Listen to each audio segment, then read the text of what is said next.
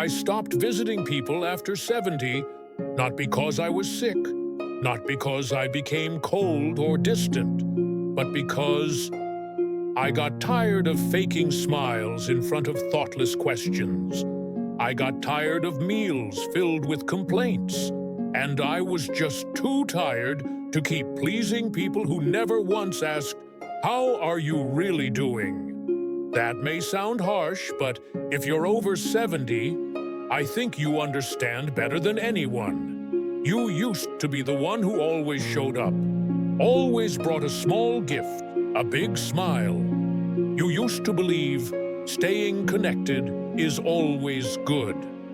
But one day you realize you're using the last of your precious energy on relationships that are built on obligation, not love. If you've ever asked yourself, "Am I changing?" this is your answer. Stay with me until the end, because reason number 6 might show you that you're not alone in choosing to live differently. Socializing might just become more peaceful and more meaningful. And if you care about thoughtful advice for later life, please hit like and subscribe so you don't miss other meaningful videos. Now, let's begin with the first point. 1. I stopped wasting energy on shallow relationships. I used to say yes to every invitation. Parties, family gatherings, birthdays. If someone called, I went, rain or shine. I thought it was my duty to keep in touch. I was afraid people would think I didn't care. I was afraid of being forgotten. But one afternoon, after attending a nephew's birthday party, I came home, sat down, took off my shoes, and realized I was completely drained. Not from aging, but from spending 3 hours pretending to be cheerful among people who didn't care how I truly felt. They talked to each other. I sat quietly. I smiled out of politeness, nodded just to get by. And the worst part was the feeling of being present, yet invisible. That day I began to ask myself, what am I spending the last of my energy on? And I made a decision. I would only give my time to those who genuinely want me in their lives, not those who are just used to me being around. I stopped going to social events out of obligation. Now, I drink tea with an old friend every Sunday morning. I call the one granddaughter who always asks, "Grandpa, how are you today?" And strangely enough, I feel alive again. If you're still watching, take a moment to ask yourself, who truly deserves your energy? If you've ever felt this way, please share your story in the comments. I read every word, because I know some kinds of loneliness can't be put into words. And don't forget to like and subscribe if this video resonates with you. I have many more stories to share, and I hope you'll stay to hear them. 2. I stay away from places that make me feel small. I used to think keeping the peace was more important. Even if I felt uncomfortable, I'd still visit relatives who constantly criticized. I'd smile awkwardly when someone said, "What can an old man like you even do anymore?" I'd stay silent when treated like a leftover, just sitting quietly in a corner. Until one day, I came home and cried. A 75-year-old man crying like a child because I felt like I no longer had any worth in their eyes. And I realized, being around people who make you feel small, judged, or alone is more exhausting than being by yourself. From then on, I made a rule. I only go where I feel respected. No more visiting people just because I'm afraid to say no. No more sitting through dinners filled with criticism, judgmental looks, or cold politeness. A person's worth isn't in their age. It's in how others treat them. Have you ever gone somewhere and felt more tired afterward than if you had worked all day? If so, type, "I know that feeling," in the comments. And remember, Avoiding toxic situations doesn't make you weak. It makes you wise. 3. Home is no longer loneliness. It's freedom. I used to feel guilty for turning down invitations, felt uneasy staying home while others gathered. But then I noticed something. At home, I feel calm. I get to sit in my favorite chair, listen to old songs, sip hot tea, and watch sunlight through the curtain. No one rushes me to speak. No one forces me to smile. And I realized staying home isn't a sign of loneliness. It's a choice. A very personal kind of freedom that took me years to claim. You know what? I used to go to loud parties just to watch the clock. Now I invite close friends over. Each brings a little dish, and we sit around telling old stories. No loud music, no big show, just warmth and comfort. If you've also felt more peace being in your own space, share that in the comments. And if you're still unsure whether to say no to the next invite, remember this: you don't need any reason other than your own peace. 4. I choose a few genuine people instead of trying to keep everyone. There was a time when I feared losing friends. I called often, sent birthday cards to every old acquaintance. I thought, staying in touch means keeping the friendship alive. But then I realized, real friends don't need you to call every week. They're not upset if you go quiet for a few months. Because real connection isn't measured by how often you see each other. I remember the first time I stopped contacting a few casual friends. I worried they'd be upset. But you know what?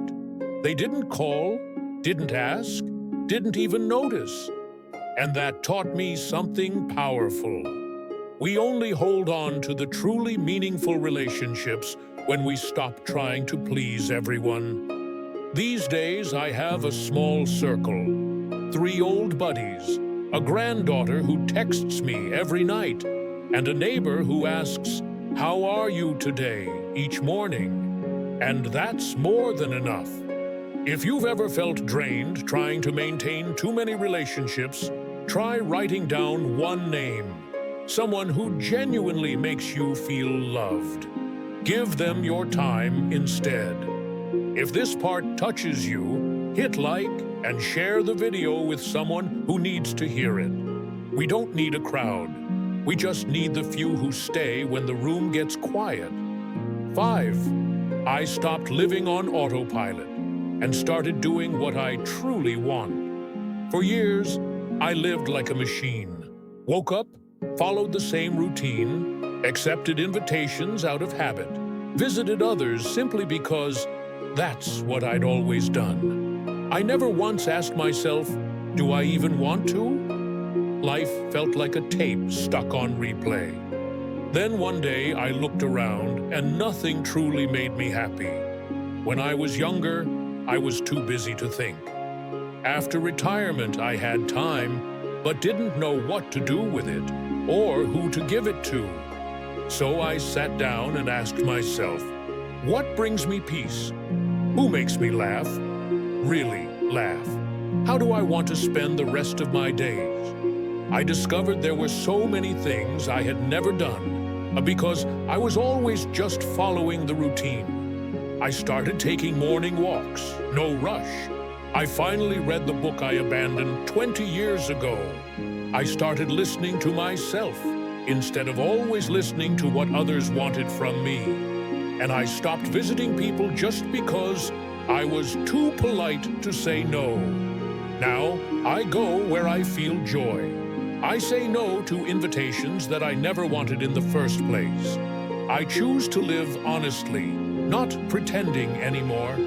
If you're around my age, maybe you understand this feeling too. That deep down exhaustion from living a life that's no longer yours. Have you ever done something just because it was a habit, but your heart had already checked out long ago? Tell me in the comments, and if anything I said sounds like you, stick around. Because the final reason is the one I wish I had known sooner. 6. Real friendship doesn't need constant visits. I used to believe that if I didn't call often, didn't visit regularly, the friendship would fade. But time taught me something completely different. True friends don't need you to always be there, as long as you're there when it really matters. I have an old friend named George. We went 2 years without seeing each other, just exchanged a couple Thanksgiving messages. Then one day, his wife passed away, and the first person he called was me. I drove 4 hours to his house. We sat in silence, sipped coffee, and just breathed. No need for long speeches, no need to make up for lost time. Our friendship hadn't changed at all, even though we hadn't seen each other in ages. On the other hand, I had some friendships that required constant attention. If I didn't call for a few days, they got upset. If I missed a gathering, they held it against me. But strangely, when I really needed someone to talk to, they weren't there. That's when I realized friendship isn't about how often you meet. It's about how sincerely you show up when it counts. Since then, I no longer feel guilty for not visiting everyone. I don't have to prove anything. Those who truly understand me already do. Do you have someone like that in your life? Someone you can go weeks without speaking to. But when you reconnect, it's like no time has passed? Mention them in the comments. Sometimes those are the rarest gifts life gives us. And if you feel lighter after hearing all this, please tap the like button. We have many more stories to share, and I hope you'll stay with me for them. Final thoughts. Peace is a brave choice. If you've stayed with me until the very end, then maybe you're like me, someone who's lived long enough to understand peace doesn't just happen. It's something you have to choose, and that choice takes courage. We were raised in a world that told us we always had to be social, keep up appearances, give without asking. But as we age, we start to realize we've given too much in places that left us feeling empty. We thought we had to show up everywhere, only to feel invisible in a crowded room. I'm not saying you should cut ties with everyone. I just hope you'll learn to see the difference between people who make you feel loved and those who make you feel like you're not enough. In these later years, we no longer need to push ourselves. No more chasing after others. No more going places just to avoid judgment. You deserve to choose again, to choose ease, to choose people who see you, to choose spaces that give you peace. And if anyone ever made you feel guilty for not visiting them enough, remember this: true love doesn't demand constant presence. It asks for sincerity. I share these thoughts not because I'm special, just because I'm a 75-year-old man who spent most of his life trying to please everyone, and now I'm learning how to finally please myself. If anything in this video spoke to you, leave a comment, share a story, a thought, or just write, "I understand." Sometimes a single word can make someone feel a little less alone. And if you want to keep hearing simple, honest truths like this, please like, share this video, and subscribe to the channel. Don't forget to turn on notifications. I'll still be here, ready to keep telling stories that matter when you're ready to listen. See you in the next video.